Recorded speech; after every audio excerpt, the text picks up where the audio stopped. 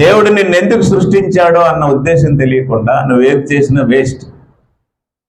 అప్పుడు జంతువులకి మనుషులకి ఏం తేడా ఉండదు. దేవుడు నిన్ను ఒక ఉద్దేశంతో నిన్ను ఆయన మహిమ కొరకు పుట్టించాడనే సంగతి తెలుసుకున్న తర్వాత నువ్వు ఏది చేసినా ఆశీర్వదించబడతావు. దేవుడికి ఇష్టం ఉంటుంది అది. అలా మానవుడిని సృజించినటువంటి దేవుడు ఏదేని తోటలో పెట్టాడు. మొట్టమొదటి మానవుడైన ఆదాముని ఏదేని తోటలో పెట్టాడు. He was a single man. అప్పుడు దేవుడు చూసి నరుడు ఒంటరిగా ఉండుట మంచిది కాదని వానికి సాటి అయిన సహాయమును వాని కొరకు తయారు చేయమని ఆదాము గాఢ నిద్ర కలుగు చేసి ఆయన నిద్రించినప్పుడు ఆయన ప్రక్కటెముకలలో ఒక ఎముకను తీసి స్త్రీగా చేసి ఆదాము దగ్గరికి తీసుకొచ్చి అప్పచెప్పాడు. సూటబుల్ మేట్ అన్నాడు, సాటి అయిన ఈక్వల్ ఎయిడ్ అన్నాడు. అప్పుడు ఆదాము దగ్గరికి ఆమెను తీసుకొచ్చాడు. అంటే తనలో నుండి ఎముకను తీసి స్త్రీని తయారు చేస్తున్న సంగతి ఆదాముకి తెలుసు. కాకపోతే ఆ పక్కటెముక దగ్గర పెయిన్ లేకుండా చేశాడు. గాఢ నిద్ర కలుగు చేయడం అంటే మొత్తిచ్చాడు అనమాట. ఆపరేషన్ చేసినప్పుడు అనస్థీసియా ఇస్తారు కదా, అలాగా. వాడు ఆదాముకు అర్థమైంది, దేవుడు నా ఎముకలలో ఒక ఎముకను తీశాడని, ఆమె స్త్రీగా తయారు చేసి నాకు ఇచ్చాడని. అప్పుడు నేను చెప్పాడు, నా ఎముకలలో ఒక ఎముక, నా మాంసములో మాంసము, ఇది నరునిలో నుండి తీయబడినది కనుక నారి అనబడును అన్నాడు. అప్పుడు దేవుడు వాళ్ళిద్దరిని జత చేసి ఏదైనా తోటలో పెట్టాడు. విశేషం ఏంటంటే ఏదైనా తోట ఒక అద్భుతం. ఆదికాండం 2:8 దేవుడని యెహోవా తూర్పున ఏదెనులో ఒక తోట వేసి తాను నిర్మించిన నరుని దానిలో ఉంచారు. మరియు దేవుడని యెహోవా చూపునకు రమ్యమైనది, ఆహారమునకు మంచిది ప్రతి వృక్షము నా తోట మధ్యన జీవవృక్షము మంచి వృక్షమును నుండి మొలిపించను. మరియు ఆయన తోటను తడుపుటకు ఏదెనులో నుండి ఒక నదిని బయలుదేరి చేసి అది అక్కడ నుండి చీలిపోయి 4 శాఖలైన. తోటని సృష్టించాడు దేవుడు, మానవుడిని సృష్టించాడు, తోటని సృష్టించాడు. ఆ తోటలో మానవుడిని పెట్టి మానవుడికి ఆ తోటను అప్పచెప్పేమన్నాడంటే 17వ వచనంలో లేకపోతే 16లో, మరియు దేవుడని యెహోవా ఈ తోటలోనున్న ప్రతి వృక్ష ఫలమును నీవు నిరభ్యంతరముగా తినవచ్చును, అయితే మంచి చెడ్డలు తెలుగునిచ్చు వృక్ష ఫలమును నీవు తినకూడదు, నీవు వాటిని తినదనమున నిశ్చయముగా చచ్చదవని నరునికి ఆజ్ఞాపించెను. తోటలో అడిషనల్ గా 2 చెట్లు ఉన్నాయి. ఆహారమునకు మంచిది ఆయన ప్రతి వృక్షము మొలిపించాడు దేవుడు. ఎందుకంటే దేవుడు మంచివాడు కాబట్టి మానవులకి మంచి చేస్తాడు. మీరు యాకోబు పత్రిక 1:17 చదివితే, శ్రేష్టమైన ప్రతియు సంపూర్ణమైన ప్రతి వరమును పరసంబంధమైనది జ్యోతిర్మయుడు తండ్రి వద్ద నుండి వస్తాయి. ఆయన దగ్గర నుండి అన్ని శ్రేష్టమైనవి వస్తాయి. అప్పుడు ఆయన ఏం చేశాడంటే ఏదైనాలో ఆహారమునకు మంచిమైన వృక్షఫలాలన్నీ మొలిపించాడు. పిచ్చి వృక్షాలు ఏమి లేవు అందులో. మానవుడు తినడానికి కావలసిన ప్రతి వృక్షాన్ని నేల నుండి మొలిపించడమే కాకుండా 2 స్పెషల్ ట్రీస్ని మొలిపించాడు. 2 ప్రత్యేకమైన వృక్షాలు మొలిపించాడు. ఆ 2 ప్రత్యేకమైన వృక్షాలు ఏంటంటే మంచి చెడ్డలు తెలివినిచ్చి వృక్షము, జీవవృక్షం. ఆ తోటలోనే ఉన్నాయి. అవి కూడా ఎందులో నుంచి వచ్చాయి? మట్టిలో నుండే మొలిపించాడు దేవుడు. అన్ని వృక్షాలు ఎందులో నుంచి వచ్చాయి? మట్టిలో నుండి వచ్చాయి. మానవునికి శరీరం ఎక్కడి నుండి వచ్చింది? మట్టిలో నుండే వచ్చింది. ఇప్పుడు మంచి చెడ్డలు తెలుగునిచ్చే వృక్షం ఎందులో నుంచి వచ్చింది? మట్టిలో నుండే వచ్చింది. జీవవృక్షం ఎందులో నుంచి వచ్చింది? మట్టిలో నుండి వచ్చింది.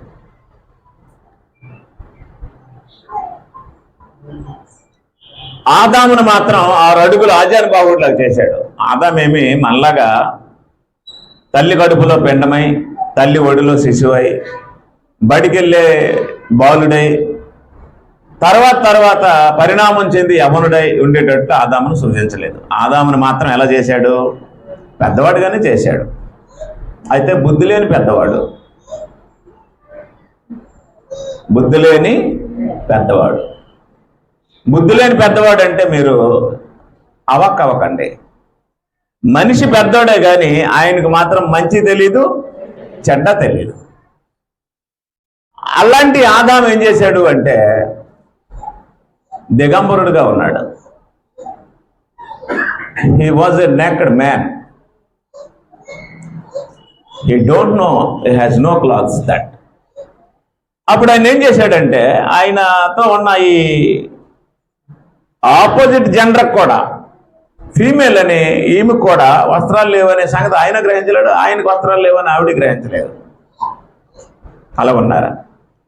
మనుషులు చూడడానికి పెద్దోళ్ళలాగే ఉన్నారు, కానీ వాళ్ళకేమి లేదు, మంచి తెలీదు, చెడ్డ తెలీదు. ఒక మాటలో చెప్పాలంటే జ్ఞానం లేదు. ఇప్పుడు వారికి జ్ఞానం లేకుండా సృజించినటువంటి దేవుడు వారికి కావలసిన జ్ఞానాన్ని ఎక్కడ పెట్టాడు అంటే చెట్లో పెట్టాడు. మీకు బాగా వింటే కానీ అర్థమయ్యే విషయాలు. ఇప్పుడు వారికి జ్ఞానం రావాలంటే ఏం చేయాలి? ప్రార్థన చేస్తే రాదు, ఆ ఫలం తింటే వస్తుంది.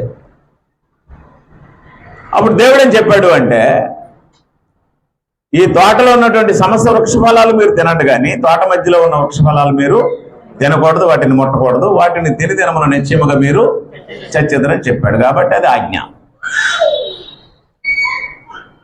అదేం జరిగిందంటే మొత్తం మీద థర్డ్ పర్సన్ తోటలోకి ఎంటర్ అయ్యాడు, వాడు సాతాను. అప్పుడు సాతాను ఎప్పుడైతే ఎంటర్ అయ్యాడో సాతాను పాముని ఆవరించాడు.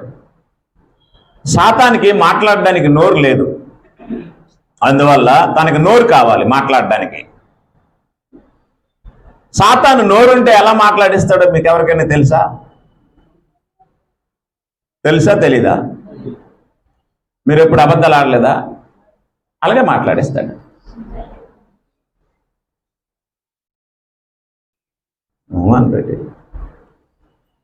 యోహాను సువార్త 8:44 ఏం రాసి ఉందంటే తీకండి మీరు నాకసి చూడటమే. మీరు మీ తండ్రి యొక్క అపవాద సంబంధులు. వాడు ఆది నుండి నరహంతకుడై ఉండి సత్యమందు నిలిచిన వాడు వాని యందు సత్యమే లేదు. వాడు అబద్ధం ఆడినప్పుడు వాని స్వభావమును అనుసరించి మాట్లాడతాడని రాస్తుంది. వాడు అబద్ధికుడు, అబద్ధమునకు జనకుడునై ఉన్నాడని రాస్తుంది. ఏం జరిగింది? సాతాను మాట్లాడాలంటే వాడికి ఏముండాలి? నోరు ఉండాలి. ఎందుకంటే వాడు ఆత్మకు నోరు లేకపోతే మాట్లాడడానికి కుదరదు కదా. కాబట్టి ఇప్పుడు వాడు మాట్లాడాలి అంటే వాడికి ఏముండాలి? నోరు ఉండాలి. నోరుంటే మాట్లాడిస్తాడా? ఆడిస్తాడు. ఎలాగా? మనం ఎప్పుడు అబద్ధం ఆడలేదా? ఆడామంటే ఎవరు ఆడించారు? అదే. ఎందుకు ఆడించాడు? వాడు అబద్ధికుడు కాబట్టి ఏం చేస్తాడు? అబద్ధాలు ఆడిస్తాడు. అబద్ధాలు ఆడించడానికి ఆడికి నోరు లేదు. మీకు విశేషం ఏంటి తెలుసా? ఆయన స్వభావరీత్యా అబద్ధికుడే కానీ అబద్ధం ఆడటం. నేనేం చెప్తున్నా మీరు అర్థం చేసుకోండి. సాతాను అబద్ధం ఆడడు. సాతాను ఏం చేయడు? ఎందుకు ఆడు?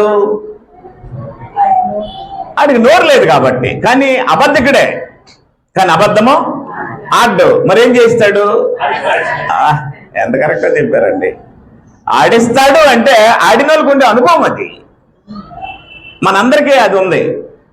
అంటే మీరు ఆడుతారు, నేను ఆడనని చెప్పట్లే. We are all liars. మనందరం ఏం చేస్తాం? అబద్ధాలు ఆడతాం. కాబట్టి ఇట్ హ్యాస్ ఎ నేచర్. ఆయనకి వాడి స్వభావం ఉంటుంది. సాతానికి వాడు స్వభావరీత్యా అబద్ధకుడే కానీ అబద్ధం ఆడలేడు. అప్పుడు వాడి స్వభావాన్ని వాడు వ్యక్తపరచాలి అంటే వాడికి నోరు కావాలి. మనం ఇచ్చాం నోరు. ఈరోజు అబద్ధాలు ఆడడానికి మనం ఎలాగైతే సాతానికి నోరు ఇచ్చామో, ఆనాడు మనుషులు లేనప్పుడు సాతానికి నోరు ఎవరిచ్చారు? పాము ఇచ్చాడు. పాము ఇచ్చింది. అప్పుడు సర్పాన్ని వాడుకున్నాడు అనమాట. వాడుకొని తోటలోకి ఎంటర్ ఏం చేశాడు అంటే, ఇది నిజమా? ఈ తోట చెట్లలో దేని ఫలములనైనా దేవుడు మిమ్మల్ని తినొద్దని చెప్పాడా అని అంటే, అప్పుడు అవ్వ ఏం చేసిందంటే, నిజమే, మంచి చెట్ల తెలివిని వృక్ష ఫలాలు తినొద్దని చెప్పాడని ఆయన చెప్పాడు. వాటిని తింటే మేము చనిపోతామాట అని చెప్తే అప్పుడు మీరు చావనే చావు, మీరు వాటిని తిని తినమన్నా మీ కన్నులు తెరవబడతాయి, మీరు దేవతల వల్లే ఉంటారు, మీరు మంచి చెట్లు ఎరిగిన వారు అవుతారు అని చెప్పాడు. చెప్పిన వెంటనే ఆమె ఆ ఫలాలు తీసుకొని తిని తన భర్తకు కూడా ఇచ్చింది. అప్పుడు ఆయన కూడా ఏం చేశాడు, తిన్నాడు, ఆవిడ బాధపడలేక. అప్పుడు వాళ్ళ కన్నులు తెరవబడ్డాయి. కన్నులు తెరవబడడం అంటే అర్థం ఏంటి? జ్ఞానం వచ్చింది. జ్ఞానం వచ్చినప్పుడు అర్థమైంది, ఎస్ మేము ఇంతకాలం ఎలాగొన్నాం, దిగంబరులుగా ఉన్నాం, ఇప్పుడు మేము ఏం చేయాలి, దిగంబరుగా ఉండకూడదు, బట్టలు కట్టుకోవాలని పాపము అక్కడికక్కడ తొందరగా వెళ్ళి అక్కడ ఉన్న ఆకులు తీసి ఏం చేశారు, ఆకులు తెచ్చి చుట్టుకున్నారు. అది అయిపోయింది. ఆదికాండం 3వ అధ్యాయం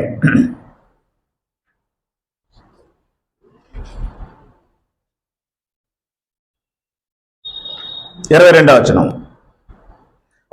అప్పుడు దేవుడైన యెహోవా, ఇదిగో మంచి చెడ్డలను ఎరిగినట్లు ఆదాము మనలో ఒకని వంటి వాడు అయిను. ఇప్పుడు దేవునికి ఉన్న జ్ఞానం ఎవరికి వచ్చింది? మనిషికి వచ్చింది. గుర్తుంచుకోండి, మంచి చెడ్డల జ్ఞానం ఎవరికి ఉంది? దేవునికి ఉంది. ఆ మంచి చెడ్డల జ్ఞానము ఉన్న దేవుడు ఆ జ్ఞానాన్ని మానవుడికి డైరెక్ట్ గా ఇవ్వాల. ఎందులో పెట్టాడు? చెట్టులో పెట్టాడు. ఆ చెట్టు ఫలాలు కాస్తుంటే ఏమొస్తుంది? మంచి చెడ్డల జ్ఞానం వస్తుంది. ఇప్పుడు ఉంటే దాన్ని బిజినెస్ చేసేది మనుషులు, అమ్ముకొని ఆ పళ్ళు కొని ముక్కలు కోసేసి అమ్మేసుకుందరు. మంచి చెడ్డల జ్ఞానం ఉంది అందులో. కాబట్టి మనుషులు ఏం చేశారంటే మంచి చెడ్డల జ్ఞానానికి సంబంధించిన వృక్ష ఫలాలు తినేశారు.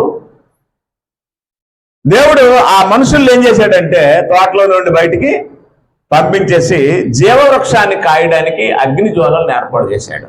ఏదైనా తోటను కాయడానికి కెరూబులను ఏర్పాటు చేశాడు. కెరూబులేమో తోటను కాస్తున్నాయి, అగ్ని జ్వాలేమో జీవవృక్షాన్ని కాస్తుంది.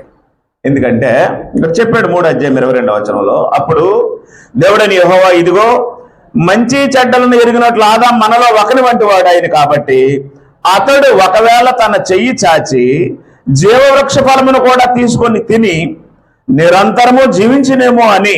ఇప్పుడు 2వ చెట్టు ఉంది కదా, హలో, మొదటి చెట్టు ఫలాలు తింటే ఏమొచ్చింది? జ్ఞానం వచ్చింది. ఇక 2వ చెట్టు ఫలం తింటే ఏమొచ్చేస్తుంది? జీవం వచ్చేస్తుంది. అవునా? 6 అడుగుల ఆజానుబాహుడిగా మానవుడిని తయారు చేసిన దేవుడు ఆ జ్ఞానాన్ని డైరెక్ట్ గా ఆయనకి ఇవ్వకుండా చెట్లో ఎందుకు పెట్టాడు? మానవుడు పరీక్షించబడాలి. నా మాట వింటాడా వింటనేది. ఆదాముకి పరీక్ష జరిగింది. ఆ పరీక్షలో ఆదాము అవ్వలు ఏమయ్యారు? ఫెయిల్ అయిపోయారు. వాళ్ళు ఫెయిల్ అవుతారనే సంగతి దేవుడికి ముందే తెలుసు. మరి తెలిస్తే ఎందుకు చెట్టు పెట్టాడు అనేది మీరు అడగండి. అప్పుడు 2వ చెట్టు ఏం చేసింది అంటే, ఇక మంచి చెడ్డలు తెలివినిచ్చి వృక్ష ఫలాలు మనల్ని తినొద్దన్నాడు. కొంతకాలం మనం వాటిని తినకుండా ఇలాగ దిగంబర్లుగా ఉన్నాము. వాటిని తిన్న తర్వాత మనం దిగంబర్లము అని మనకు తెలిసింది, జ్ఞానం వచ్చింది. ఇప్పుడు నెక్స్ట్ ట్రీ ఏంటి? అది కూడా తినేద్దామని వీళ్ళు వెళ్తారా వెళ్ళరా?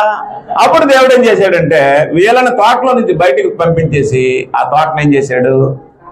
సెక్యూర్ చేసేసాడు. వాళ్ళు టచ్ చేయకూడదు, అగ్ని ఉంది అక్కడ. ఓకేనా? ఇప్పుడు పెద్ద ప్రశ్న, ఒక చెట్టు ఫలాలు తినడానికి దేవుడు అవకాశం ఇచ్చాడు వాళ్ళకి. వాటి అర్థమైందో లేదో? ఆయనలో ఉండే జ్ఞానం ఎందులో పెట్టాడు? ఆ ఫలాల్లో పెట్టాడు.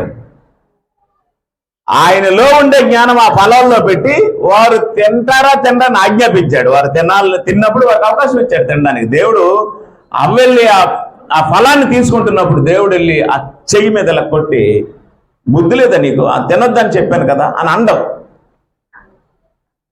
మీకు అర్థమైందో లేదో? అవి తినాలి. వాళ్ళు తింటే వాళ్ళకి ఏ జ్ఞానం వస్తుంది? మంచి చెట్ల జ్ఞానం వస్తుంది. మంచి చెట్ల జ్ఞానం రాకపోతే వాళ్ళు ఏదైనా తోటలో నుంచి బయటికి వెళ్ళరు. బయటికి వెళ్ళకపోతే సంసారం చెయ్యరు. సంసారం చేయకపోతే పిల్లలు కాయరు.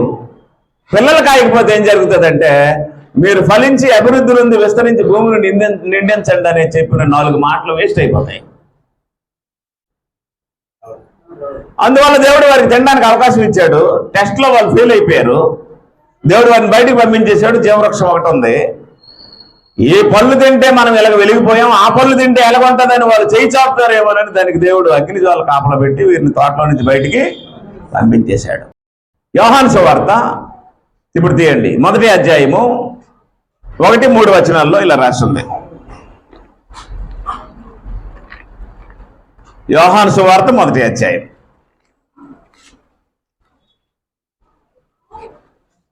ఆదియందు వాక్యము ఉండెను, వాక్యము దేవుని యొద్ద ఉండెను, వాక్యము దేవుడై ఉండెను. ఆదియందు ఆయన దేవుని యొద్ద ఉండెను, సమస్తము ఆయన మూలముగా కలిగెను, కలిగినది ఆయన లేకుండా కలుగలేదు.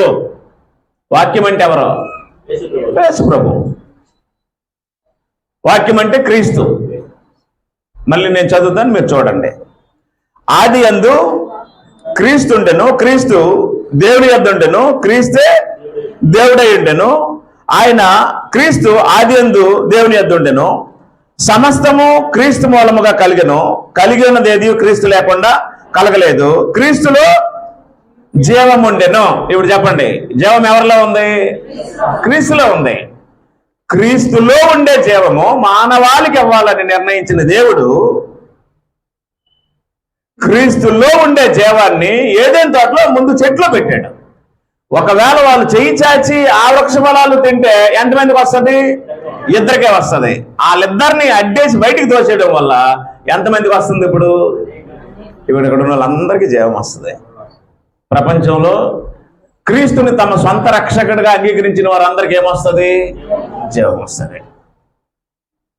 యోహాను సువార్త 6వ అధ్యాయం.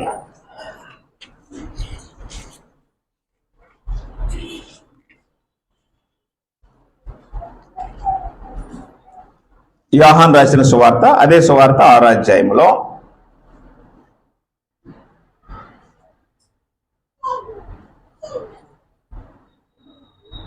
తీసారా? 49 నేను చదువుతాను. జీవాహారమును నైట్, జీవాహారమును నేనే అన్నాడు. ఎవరిలో ఉండే జీవము ఎందులో పెట్టాడు? క్రీస్తులో ఉండే జీవము చెట్లో పెట్టాడు. ఎవరిలో ఉండే జ్ఞానము ఎందులో పెట్టాడు?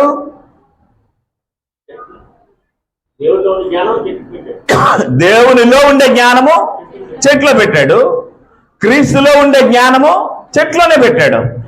చెట్టు ఫలాలు తినడం వల్ల దేవుని జ్ఞానము మానవులకు వచ్చింది. మరొక చెట్టు ఫలాలు తినకుండా అడ్డడం వల్ల దేవుని జీవము ఆదాము అవ్వలకి రాలేదు.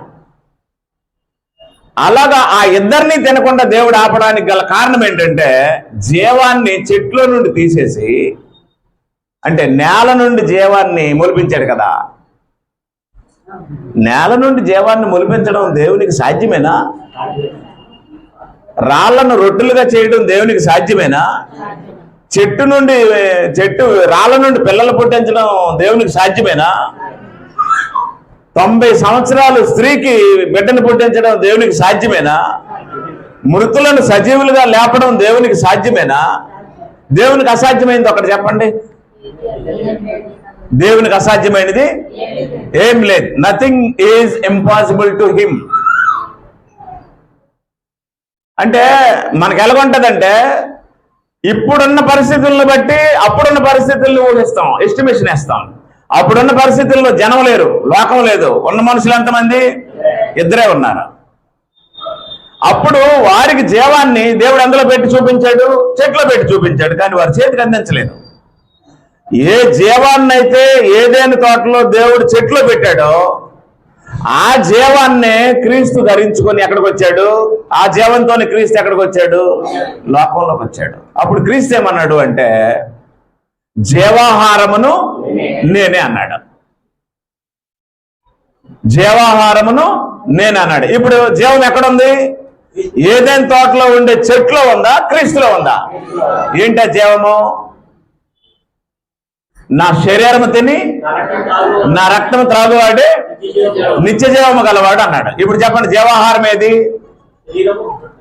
చూడండి 40 యోహాను సువార్త 6వ అధ్యాయము 49వ వచనంలో ఇలా రాసి ఉంది, జీవాహారమును నేనే, మీ పితరులు అరణ్యములో మన్నా తినను చనిపోయి దీనిని తినవాడు చావకుడినట్లు పరలోకము నుండి దిగి వచ్చిన ఆహారం ఇదే అన్నాడు. అవునా? మీకు అర్థం లేదా? ఈ ఆహారం తింటే ఏమవరు? చావరు. దేవుడు ఆదామవ్వలకు ఏం చెప్పాడు?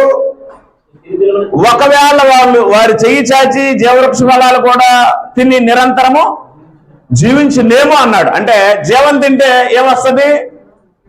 జీవవృక్ష ఫలాలు తింటే నిరంతరము జీవించే ఒక దీవెన వస్తుంది. ఇప్పుడు క్రీస్తు యొక్క శరీరాన్ని తింటే మనిషి ఏమవుతాడు? నిరంతరము జీవిస్తాడు. అంటే నేడు తినే ఈ జీవాహారము ఆనాడు దేవుడు ఎక్కడ పెట్టాడు? చెట్లు పెట్టాడు. దాన్ని మనకి ఏ రూపంలో ఇచ్చాడు అంటే యేసుప్రభు రూపంలో ఇచ్చాడు. యేసుప్రభు అన్నాడు, నా శరీరము నిజమైన ఆహారము, నా రక్తము నిజమైన పానం అన్నాడు. పాయింట్ అర్థమైందా? అంటే నేల నుండి జీవాన్ని మొలిపించిన దేవుడు ఇద్దరికి దాన్ని అందకుండా చేసి సర్వలోకము దేవుని యొక్క జీవాన్ని అనుభవించినట్లు జీవాన్ని భూమి మీదకి శరీరంతో దించాడు. ఆయన ఎవరు అంటే యేసుప్రభు. ఇప్పుడు యోహాను సువార్త 1వ అధ్యాయము 4వ వచనంలో, ఆయనలో జీవం ఉండెను. ఎవరైనా? క్రీస్తు. క్రీస్తులో ఏముంది? ఈ జీవం ఏదైనా తోటలో ఎక్కడుంది? చెట్లో ఉంది. ఇప్పుడు ఆ జీవం ఎక్కడుంది? క్రీస్తులో ఉంది. అప్పుడు ఎక్కడుంది? చెట్లో ఉంది. ఇప్పుడు ఎక్కడుంది? క్రీస్తులో ఉంది. ఇప్పుడు జీవం కావలసిన వాళ్ళు ఎక్కడికి వెళ్ళవలసిన అవసరం లేదు, ఏదైనా తోటకి వెళ్ళవలసిన అవసరము లేదు. ఇప్పుడు జీవం కావాలంటే ఎక్కడికి రావాలి? యేసుప్రభు దగ్గరికి రావాలి. నేను కరెక్ట్ గానే చెప్పాను, లైన్ మీద చెప్తున్నాను. ఆనాడు ఏదైనా తోటలో వృక్షంలో పెట్టినటువంటి జీవం ఎంతమంది మనుషులకు ఇవ్వకూడదని నిర్ణయించుకున్నాడు? ఇద్దరికి ఇవ్వకూడదు. అది ఎంతమందికి ఇవ్వాలి? అందరికీ ఇవ్వాలని నిర్ణయించుకొని ఆ తోట చెట్లలో ఉన్నటువంటి జీవాన్ని తినకుండా వారిని బయటికి పంపించేసిన దేవుడు సర్వజనులు జీవం కలిగి ఉండేటట్లు సర్వమానవాళికి జీవాన్ని ఇచ్చాడు. అయితే ఆ జీవం ఎలా ప్రత్యక్షమైంది? క్రీస్తు రూపంలో ప్రత్యక్షమైంది. క్రీస్తు ప్రభు వచ్చి ఏమన్నాడు అంటే, నేనే జీవమును అన్నాడు. నన్ను తినేవాడు నా మూలముగా జీవించను అన్నాడు. ఇప్పుడు జీవం కావాలంటే ఏదైనా తోటకి వెళ్ళవలసిన అవసరము లేదు. అంటే ఏదైనా తోటలో ఆదాము అవ్వలు ఏం పోగొట్టుకున్నారు? జీవాన్ని పోగొట్టుకున్నారు. ఇప్పుడు వారు పోగొట్టుకున్నటువంటి ఆ జీవము వారి సంతానమైన మనుషులకి ఎవరికి దొరకట్లేదు. భూమి మీద ఉన్న మనుషులు ఎవరి సంతానం? ఆదాము సంతానం. అపోస్తలుల కార్యములు 17వ అధ్యాయం 28వ వచనంలో ఆయన చెప్పాడు, ఆయన యొకన నుండి ప్రతి జాతి మనుషులను సృష్టించాడు అని రాస్తుంది. అంటే ఒక్క మానవుడు ఎవరు? ఆదాము. ఆ ఆదాములో నుంచి వచ్చిన వాళ్ళే మనం భూమి మీదకి వచ్చిన తర్వాత, భాషలు తారుమారు అయిన తర్వాత, బాబేలు గోపురం దగ్గర దేవుడు వారి భాషలు తారుమారు చేసిన తర్వాత మనుషులు ఏమయ్యారు? విడిపోయారు. భాషల పరంగా విడిపోయారు, ప్రాంతాలుగా విడిపోయారు, రంగుల పరంగా విడిపోయారు, జాతుల పరంగా విడిపోయారు, కులాల పరంగా విడిపోయారు, దేశాలు, రాష్ట్రాలు, మండలాలు, విలేజ్లు మొత్తం విడిపోయారు. మా ఊరు మాది, మీ ఊరు మీది, మా కులం మాది, మీ కులం మీది, మా జాతి వేరు, మీ జాతి వేరు. అలా ప్రపంచం అంతా ఏమైపోయింది? ముక్కలైపోయింది. ప్రపంచం అంతా ముక్కలైపోయింది. కాబట్టి ఇప్పుడు దేవుడు ఏం చేశాడంటే జీవాన్నే భూమి మీదకి శరీరంతో దించాడు. జీవాన్నే భూమి మీదకి దేంతో దించాడు అంటే ఇప్పుడు చెట్టు దగ్గరికి వెళ్ళవలసిన అవసరం లేదు. ఆయన శరీరం దగ్గరికి వస్తే చాలు, ఆయన దగ్గరికి వస్తే చాలు. ఓకేనా? రైట్. అయితే ఇప్పుడు యేసుక్రీస్తులో జీవం ఉందని, యేసుక్రీస్తు జీవాధిపతి అని, యేసుక్రీస్తు శరీరాన్ని తింటే, ఆయన రక్తాన్ని త్రాగితే జీవం వస్తుందని, యేసుక్రీస్తు నోటంటూ వచ్చే వాక్యాలు జీవవాక్యాలు అనే సంగతి ఆల్మోస్ట్ బైబిల్ చదివిన వాళ్ళందరికీ తెలుసు. తెలీదా? బైబిల్ చదివిన వాళ్ళందరికీ తెలుసు. తెలియడం వేరు, జీవాన్ని సంపాదించడం వేరు. ఓకేనా? రైట్. ఇప్పుడు యేసుక్రీస్తులో జీవం ఉంది. ఆయన తింటే జీవం వస్తుంది, ఆయన మాటలు వింటే జీవం వస్తుంది, ఆయన సహవాసం చేస్తే జీవం వస్తుంది. ఇప్పుడు దానికోసం ప్రత్యేకంగా ఏదైనా తోటలోకి ఎవరు వెళ్ళవలసిన అవసరమో లేదనేది అర్థమైతే, అయితే క్రీస్తునందు ఆ జీవం ఎక్కడుంది అనేది మనం వెతకాలి. తిమోతికి రాసిన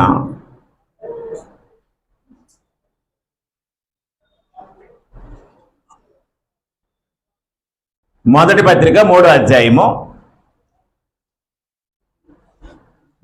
మొదటి తిమోతి 3వ అధ్యాయం 15వ వచనం ఇలా రాసి ఉంది. అయినను నేను ఆలస్యం చేసిన ఎడల దేవుని మందిరములో అనగా జీవము గల దేవుని సంఘములో జనులు ఎలాగ ప్రవర్తించవలనో అది ఇక్కడ చెప్పాడు క్లియర్ గా. ఏం చెప్పాడు? అపోస్తలుడైన పౌలు చెప్పిన వాడు ఎవరు? అపోస్తలుడైన పౌలు ఏం చెప్పాడంటే, నేను ఆలస్యం చేస్తే మీకు ప్రమాదం,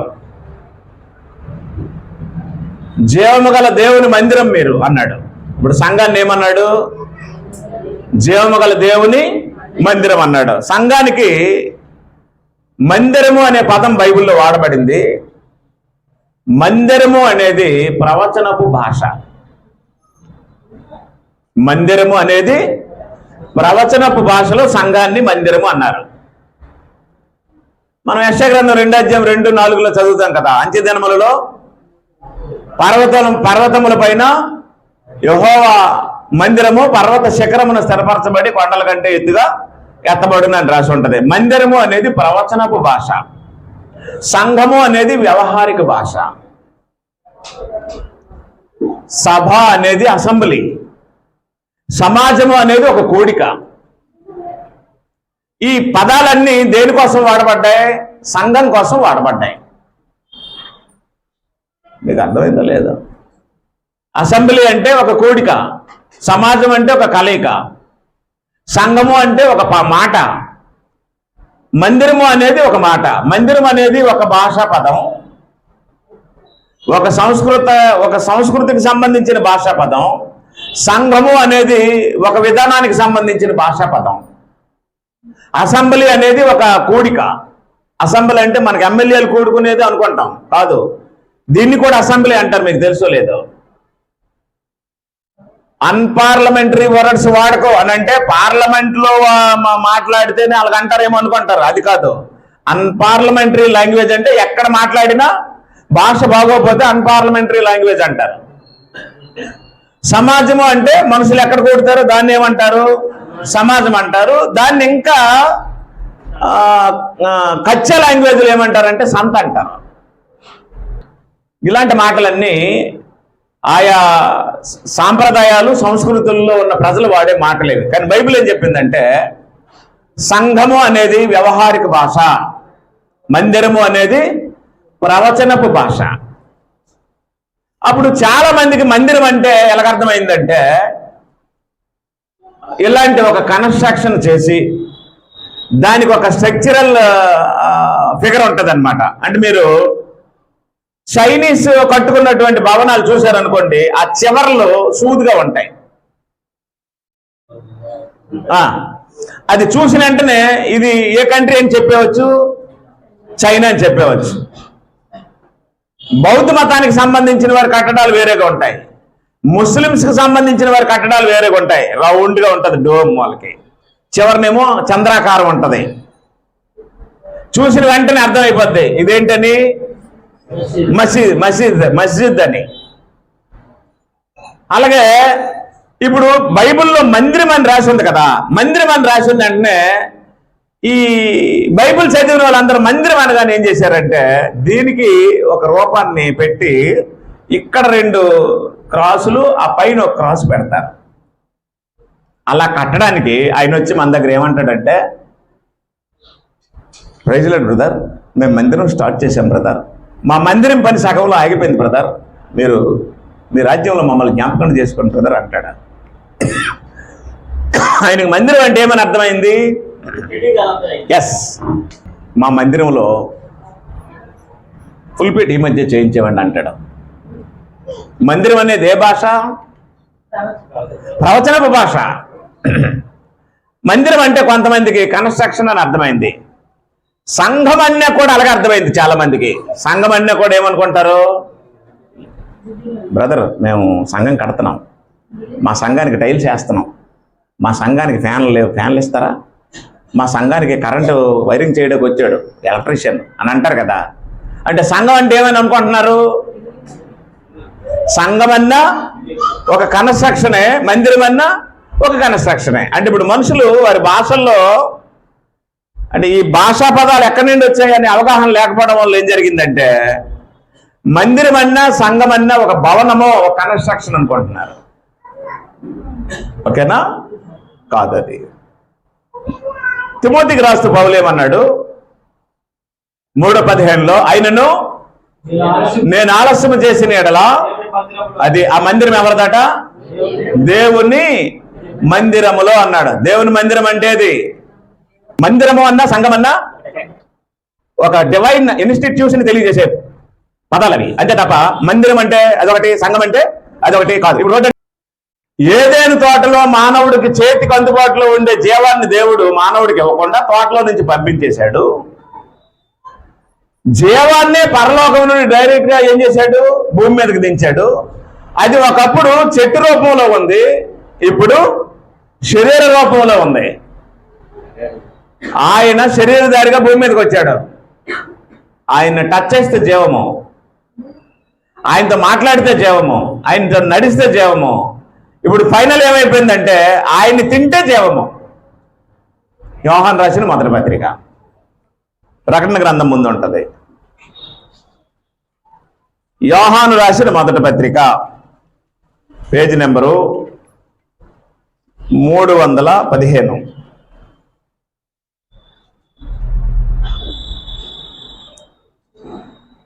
రెండవ వచనంలో ఆ జీవము ప్రత్యక్షమైను అన్నాడు. జీవం ఏమైంది? జీవం ప్రత్యక్షమైంది. ఏదేం తోటలో జీవము ప్రొటెక్ట్ చేయబడింది, ఆ జీవము భూమి మీదకి ప్రత్యక్షమైంది. ఆ ప్రత్యక్షమైనటువంటి జీవము ఇలా ఉందని చెప్పాడు.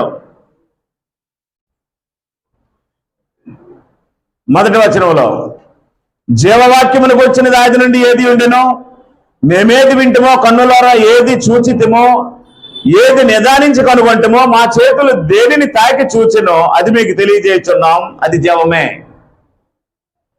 అపొస్తలులు ఎవరితో కలిసి భోజనం చేశారు? యేసుప్రభు బల్ల మీద భోజనం చేయడానికి కూర్చుంటే యేసుప్రభు చుట్టుపక్కల కూర్చున్నటువంటి శిష్యులు ఎవరితో కూర్చున్నారు? జీవంతో కూర్చున్నారు. మీరు పేరు చెప్తారు యేసుప్రభు అని.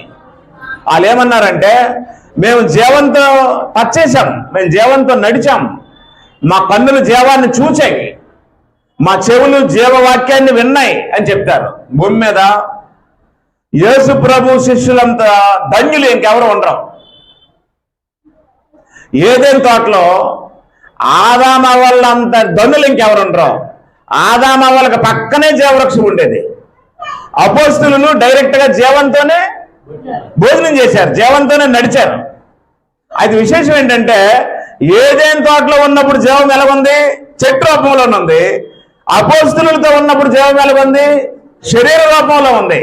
ఆ వాక్యమే శరీరధారి అయి కృపా సత్య సంపూర్ణుడిగా మన మధ్యకి వచ్చాడని ఉంది కదా సార్. ఏదేం తోటలో ఉన్నప్పుడు జీవం ఎక్కడుంది? చెట్టు రూపంలో ఉంది.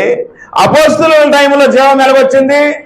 శరీరంతో వచ్చేసింది. ఇప్పుడు అపోస్తలులు ఏమంటున్నారంటే, మేము ఆ జీవాన్ని తాకాం, మేము ఆ జీవంతో మాట్లాడాం, మేము ఆ జీవంతో భోజనం చేశాం, మేము ఆ జీవంతో కలిసి నడిచాం అన్నారా లేదా? మేము చేసిన ఇవన్నీ ఆ జీవమే, ఆయనే జీవం. పాయింట్ అర్థమైందండి? ప్రపంచంలో ధన్యజీవులు అనమాట అపోస్తలులు. వాళ్ళే రాశారు, ఆ జీవం ప్రత్యక్షమైంది. మీరు తెలుసుకోవడానికి లేట్ అయింది. కానీ మాతోనే ఆయన ఉండేవాడు.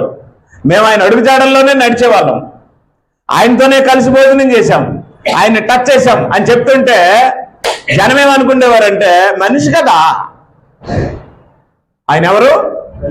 మనిషి కుమారుడు కదా, శరీరంతో ఉన్నాడు కదా, అందువల్ల ఏమనుకోవట్లేదు? జీవం అనుకోవట్లేదు. అయితే ఆ జీవము ఏదైనా తోటలో ఉన్నప్పుడు చెట్లకు కనిపించింది. ఆ జీవము యేసు ప్రభు రూపంలో భూమి మీద శరీరంతో వచ్చేసింది కదా. ఆయన చూసిన వాళ్ళందరూ ఏమనుకుంటున్నారు? అదిగో జీవము, మేము నడిచాం ఆయనతోనంటే నీ మొహం నడిచావు, మనిషిని పట్టుకుని జీవం అంటావు అంటున్నారు వాళ్ళు. ఆయన ఎవరు? ఆయన మనిషి. ఆయన శరీరంతో నడుస్తున్నాడు, అన్నం తింటున్నాడు, బట్టలు వేసుకుంటున్నాడు, స్నానం చేసుకుంటున్నాడు. ఆయన సున్నతి కూడా చేశారు. ఆయన అబ్రహాం కుమారుడు, ఆయన యూదుడు. ఆయన జీవం అంటారేంటి? మీ మొహం, మీకు అర్థం లేదు, మీరు పామర్లు, మీ చదువు సంధ్య లేదు. ఆయన మనిషిని పట్టుకొని జీవం అంటారేంటి అని అంటే వాళ్ళేమంటున్నారంటే మీకు అలాగే కనబడతాడు, మీకు ఆ రుచి తెలీదు. తేనె పట్టుగా చూసిన అన్నాళ్ళు దాని రుచి ఎవరికి తెలీదు. దాని తేనె నీ నాలుక మీద పడితే తెలుస్తుంది, నీ కళ్ళు వెలిగింపబడతాయి. దానికంటే మధురమైనది ఏదీ లేదు. అలాగే యేసుని శరీరంతో చూసి దూరంగా ఉండి చూసినోడికి యేసు యొక్క సారము, యేసు యొక్క రుచి తెలియదు. యేసు దగ్గరికి వచ్చి యేసుని టచ్ అయ్యి, యేసు దగ్గరికి వచ్చి యేసుతో మాట్లాడు.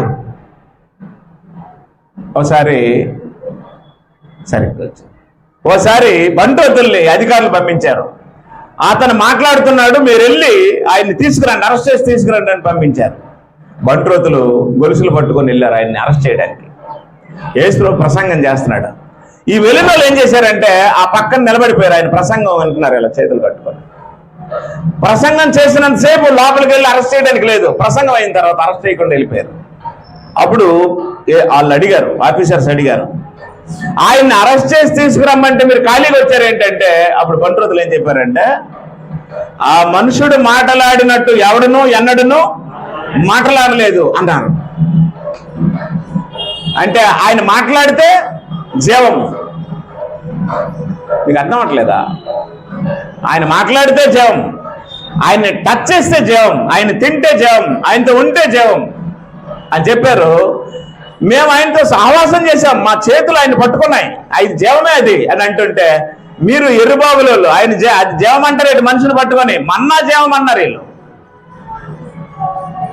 మీరు ఆయనతో ఉన్నారు, మేము మన్నా తిన్నాం, మా పితరులు మన్నా తిన్నారు అన్నాడు. యేసులో అన్నాడు, మీ పితరులు అరణ్యములో మన్నా తినను చనిపోయారు, దీనిని తినివాడు చావుడు, ఆ ఆహారం నా శరీరమే అన్నాడు. ఏదేని తోటలో చెట్టులో జీవం ఉంది. దేవుడు ఆ జీవాన్ని చెట్టు ఫలాల్లోనే పెట్టాడు, అది ఆయన ఇష్టం. ఇద్దరు తినడం ఆయనకి ఇష్టం లేక ఏం చేశాడు, వాళ్ళిద్దరిని బయటలోంచి తరిమేశాడు, తోటలోంచి తోసేశాడు. ఇప్పుడు ఆ జీవాన్ని డైరెక్ట్గా ఆయన ఏం చేశాడు, శరీరధారిగా భూమి మీదకి పంపించేశాడు. అవునా? ఆయనే జీవమని, ఆ జీవాన్ని మేము చూసామని, ఆ జీవంతోనే మేము కలిసి ఉన్నామని మా చేతులు టచ్ చేసాయి, మాకు తెలుసు జీవం గురించి అని అపోస్తలులు రాశారా లేదా? రాస్తే పిచ్చోళ్ళు చూసినట్టు చూశారు వాళ్ళు. ఆయన జీవం అంటారేంటి? ఆయన జీవం అంటారేంటి? ఆయన మా వడ్లవాని కుమారుడు, మరి కుమారుడు,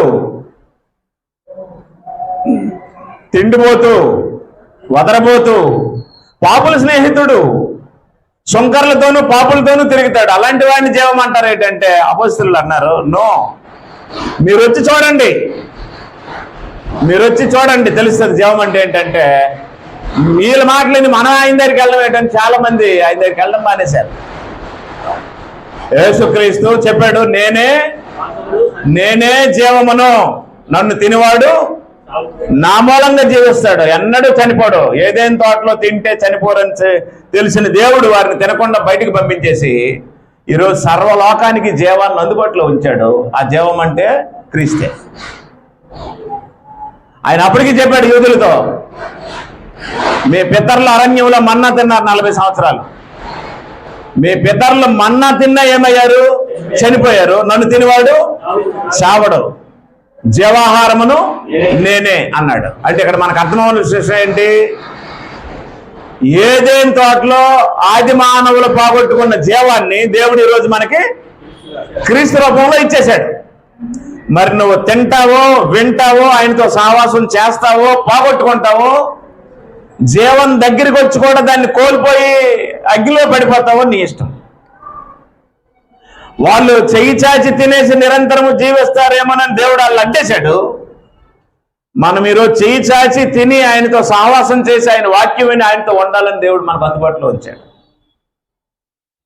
అర్థం లేదా? అర్థం లేదా?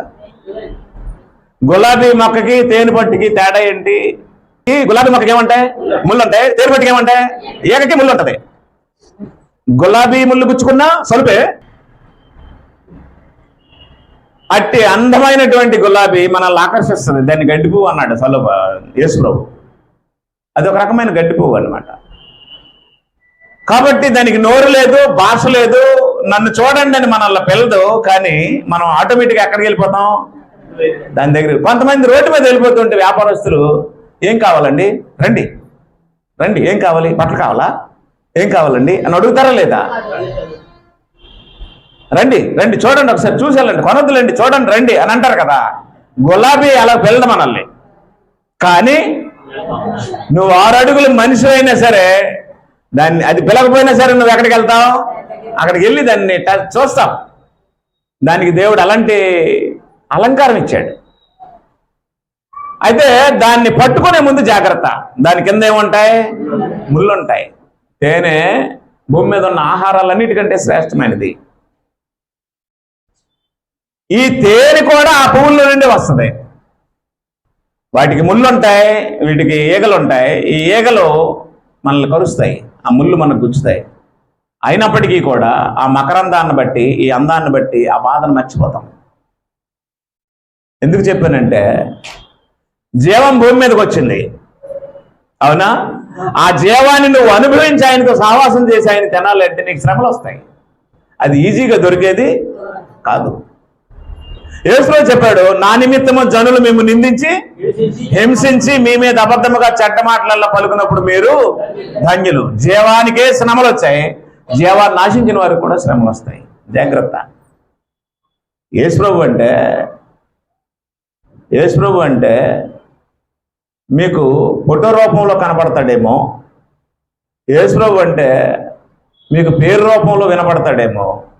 యేసు ప్రభు అంటే నాకు ఎలా కనిపిస్తాడంటే, ఒక జీవాన్ని నేను టచ్ చేసి తీసుకుంటున్నాను నేను బ్రతకడానికి.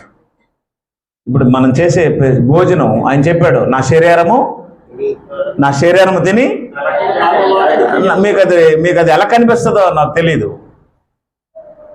ఏదేని తోటలో పండులో పెట్టాడు, నేడు ఆయన రొట్టెను ద్రాక్షారసాన్ని మీరు తీసుకోండి, ఇది నా శరీరము, ఇది నా రక్తం అని చూపించాడు. అది చూడడానికి పండులాగే ఉంటుంది, కానీ అందులో జీవం ఉంది. ఇది చూడడానికి పిండిలాగే ఉంటుంది, కానీ ఇందులో జీవం ఉంది. పాయింట్ అర్థమైందా? చెప్పాడు, నా శరీరము తిని నా రక్తం త్రాగాలి. అది ఎప్పుడు? అది కూడా ఆయన దినము నాడే. ఆయన దినం అంటే అది అప్పుడు ఆదివారం ప్రభు. ఏదేని తోటలో ఆదాము అవ్వలు కోల్పోయిన మహాభాగ్యాన్ని నేడు పాపులమైన మనల్ని పిలిచి ఆయన రక్తంతో కడిగి బాప్తిస్మం ఇచ్చి ఆయన కుమార్తెలుగా స్వీకరించి ఆయన శరీరం అనే సంఘంలో నుంచి నిత్యజీవాన్ని దగ్గరికి తెచ్చి మనకిస్తున్నాడు. అందుకే నేనేం చెప్తానంటే, మీరు ప్రభురాత్రి భోజనం మిస్ అవ్వకండి. అది ఆయన చెప్పాడు, నా శరీరము నా రక్తం అని. ప్రభురాత్రి భోజనమే మిస్ అయితే బాప్తిస్మం పొందకండి. మీరు బాప్తిస్మం పొందడం వల్ల కానీ పొందకపోవడం వల్ల కానీ నాకు వచ్చే నష్టమేమీ ఉండదు. నేను బాప్తిస్మం పొందితే నాకు లాభం, మీరు బాప్తిస్మం పొందితే మీకు లాభం. నేను బాప్తిస్మం పొందినప్పుడే చెప్తాను, మీరు చచ్చినంత వరకు ఈ ఆజ్ఞను అనుసరించాలి, అతిక్రమించకూడదు. ఆదాము అవ్వలు అతిక్రమించబట్టే తోటలో నుంచి బయటికి తోసేశాడు. ఎక్కడున్న వాళ్ళు ఎవరైనా సరే ఆదివారం ఆజ్ఞను అతిక్రమిస్తే ఆయన శరీరం అనే సంఘంలో నుంచి బయటికి తోసేస్తాడు. అక్కడ తోటలోంచి తోసేశాడు, ఇక్కడ సంఘంలో నుంచి తోసేస్తాడు. ఆయన తోసేస్తే మరొక దేవుడు, మరొక రక్షకుడు, మరొక ప్రభు మనకి లేదు. కాబట్టి నీ నోటి దగ్గరికి, నీ చేతి దగ్గరికి, ఆల్మోస్ట్ నీ దగ్గరికే జీవం వచ్చింది, దాన్ని తృణీకరించొద్దు. అది మనం కుక్కర్లో ఉడకబెట్టుకున్న కూర కూడు లాంటిది కాదు. పల్లె ఉడేసి తినడానికి అది అక్కడ ఉంది. ఇది ఆయన ఆజ్ఞను అనుసరించడానికి చిన్న మొక్క తీసుకుంటే చాలు. 2 విషయాలు చెప్తాను. బాప్తిస్మం పొందితే ప్రభురాత్రి భోజనం మిస్ అవ్వకండి. ప్రభురాత్రి భోజనం మిస్ అయితే బాప్తిస్మమే పొందకండి. అది పాపమే, ఇది పాపమే. మరేం చేయాలి అంటే, ఆనాడు అపోస్తలులకు దొరికినటువంటి ఈ సహవాసం, ఈ జీవము, ఈ అనుభవం, ఈ భోజనం మనకిచ్చేటి ఇవాళ. వారు ఎన్నో శ్రమలు పడితే కానీ వారికి దొరకలేదు, మనకు సులువుగా దొరికింది. సులువుగా దొరకడం వల్ల నీకు నీరసంగా ఉందేమో, దయచేసి ఎట్టి పరిస్థితుల్లోనూ నీరసంగా చూడొద్దు. ఆయన రక్తం కారింది, ఆయన శ్రమలు, బాధలు అనుభవించాడు నా కోసం. అవి జ్ఞాపకం చేసుకొని ఆ భోజనం చేసి మనల్ని మనం విమర్శించుకొని ప్రభు యొక్క సంఘంగా ఉన్నామో లేదో పరిశీలించుకొని వాటిని మనం తీసుకోవాలి. మీ అందరికీ వందనాలు.